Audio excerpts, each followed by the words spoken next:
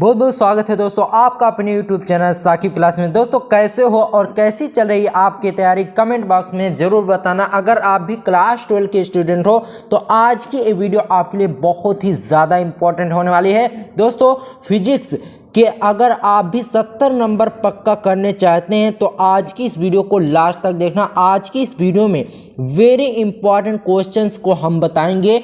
आप किसी भी मॉडल पेपर को उठाकर देख लीजिए, उसमें एक क्वेश्चन जो आज की इस वीडियो में हम आपको बताएंगे ये जरूर से ज़रूर मिलेंगे। और साथ ही इसका PDF भी डिस्क्रिप्शन में हम दे रखे हैं, आप वहां से जाकर इसे डाउनलोड कर सकते हो। अगर आप आज की इस वीडियो को लास्ट तक देखते हो तो 10 से 12 नंबर आपका आसानी से पक्का हो जाएगा, क्योंकि दोस्तों आज की इस वीडियो में जो प्रश्न हम आपको बताने वाले हैं वेरी इंपॉर्टेंट प्रश्न हैं। कई सालों से आपके बोर्ड एग्जाम में पूछे जा रहे हैं और 2023 में भी पूछने के 99% चांसेस हैं, इसीलिए आज की इस वीडियो में हम आपको बता रहे हैं। ठीक है, देखिए सबसे पहला प्रश्न क्या है दोस्तों। सबसे पहला प्रश्न है दोस्तों, कूलाम का विद्युत बल संबंधी नियम लिखिए। आप तो जानते ही होंगे कितना ज़्यादा इम्पॉर्टेंट है कूलाम का विद्युत बल संबंधी नियम। तो चलिए इसे हम बहुत ही आसान भाषा में समझते हैं। देख लीजिए, कूलाम के नियमानुसार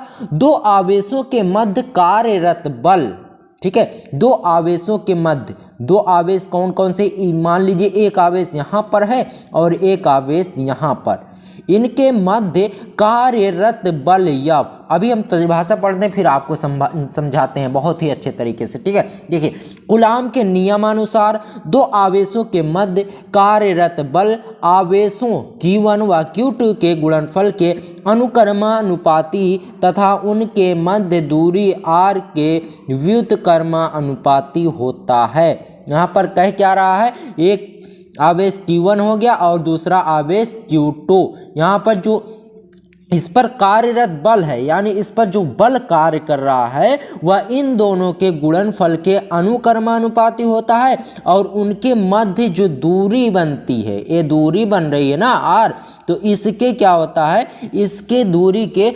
व्युत्क्रमानुपाती होता है। अर्थात क्या हो जाएगा दोस्तों, F बराबर Q1 Q2 अपान R स्क्वायर, इसका फार्मूला हो जाएगा। तो यहाँ पर हम एक अनुक्रमानुपाती है ना, यहाँ पर बराबर तो है नहीं, तो अनुक्रमानुपाती को हटाने के लिए हम यहाँ पर K लगाए हुए हैं। ठीक है, अब बात आती है भाई इस K को भी हटाया जाए, तो पहले K बराबर हम आपको बताते हैं कि K बराबर क्या होता है।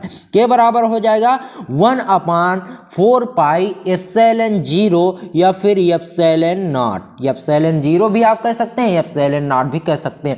अब इसका मान क्या होता है दोस्तों, एप्सिलॉन K बराबर 1/4 पाई एप्सिलॉन 0 का मान क्या होता है, तो इसका मान हो जाएगा 9 × 10⁹ न्यूटन मीटर स्क्वायर प्रति कूलाम स्क्वायर, इसका मान हो जाएगा। अब दोस्तों ये यहाँ से जो फार्मूला तैयार होता है, फार्मूला कुछ इस प्रकार से तैयार होगा, हम आपको बता रहे हैं। ठीक है, देख लीजिए F बराबर हो जाएगा दोस्तों 1/4 pi epsilon 0 into Q1 into Q2 अपान R स्क्वायर।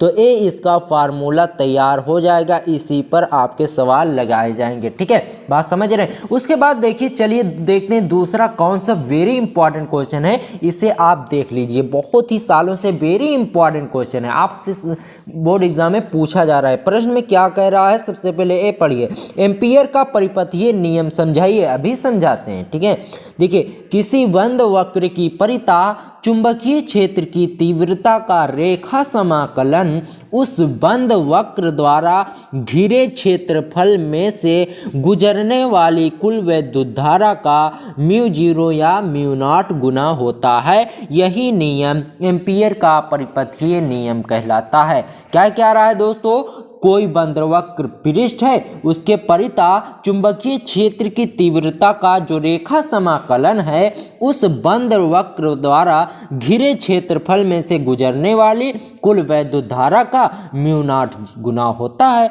यही नियम क्या कहलाता है, एम्पियर का परिपथीय नियम कहलाता है।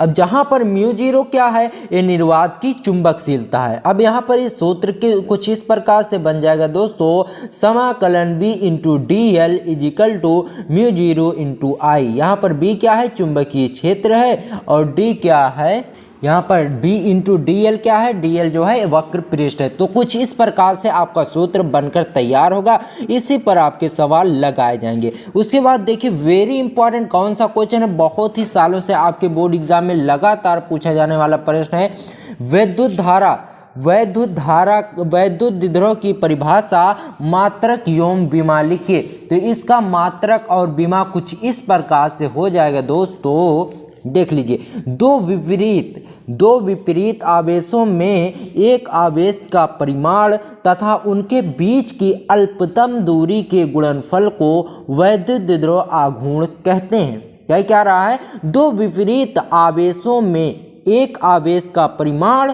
तथा उनके बीच की अल्पतम दूरी के गुणनफल को वैद्युत विद्रोह आघूर्ण कहते हैं। इसे P से दर्शाते हैं, P बराबर 2L गुणे Q या P बराबर 2QL हो जाएगा। यहाँ पर क्या रहा है, देखिए दो विपरीत आवेश, एक आवेश यहाँ पर जा रहा है और दूसरा यहाँ पर, तो इसका क्या हो जाएगा, विपरीत में जा रहे हैं ना, तो इनके बीच की अल्पतम दूरी कितनी है, 2L है, तो P बराबर 2QL हो जाएगा। ठीक है, P बराबर पहले क्या लिखेंगे, 2L इंटू Q या P बराबर 2QL, जिसका मात्रक क्या होता है, कूलॉम मीटर, और जिसकी विमा होती है L और TA।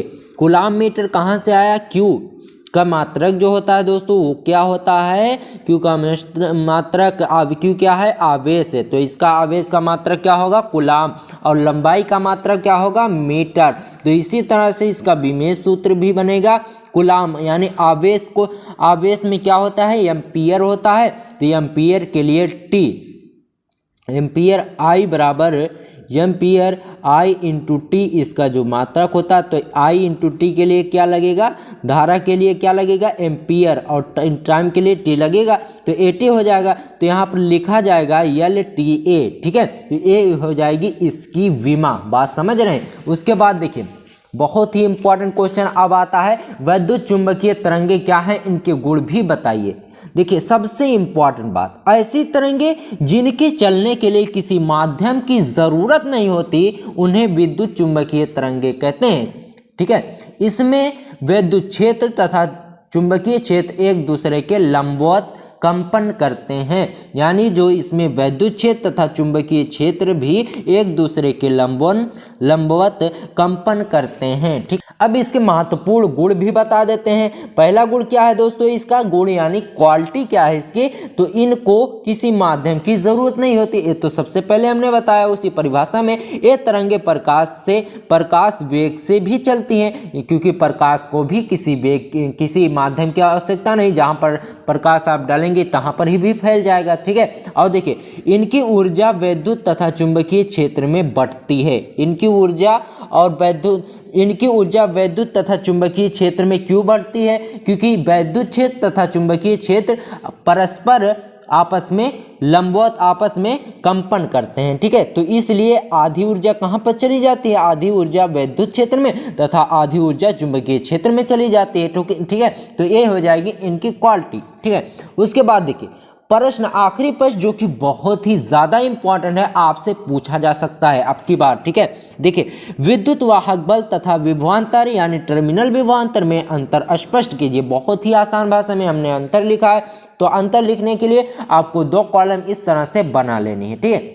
ठीक है, देखिए पहला अंतर इसमें क्या हो जाएगा दोस्तों, पहला अंतर है यह परिपथ के प्रतिरोध पर निर्भर नहीं करता, और इसका सेम उल्टा हो जाएगा, यह परिपथ के प्रतिरोध पर निर्भर करता है। ठीक है, उसके बाद दूसरा क्या हो जाएगा दोस्तों, एक खुले परिपथ में कार्य करता है, लेकिन दूसरा क्या इसमें इसका सेम उल्टा है, ये बंद परिपथ में कार्य करता है। एक खुले परिपथ में कार्य करता है और ये बंद परिपथ में कार्य करता है। उसके बाद तीसरा जो इसका अंतर हो जाएगा दोस्तों, वो क्या होगा, एक इन्हीं 2 बिंदुओं के बीच विभवांतर से अधिक होता है।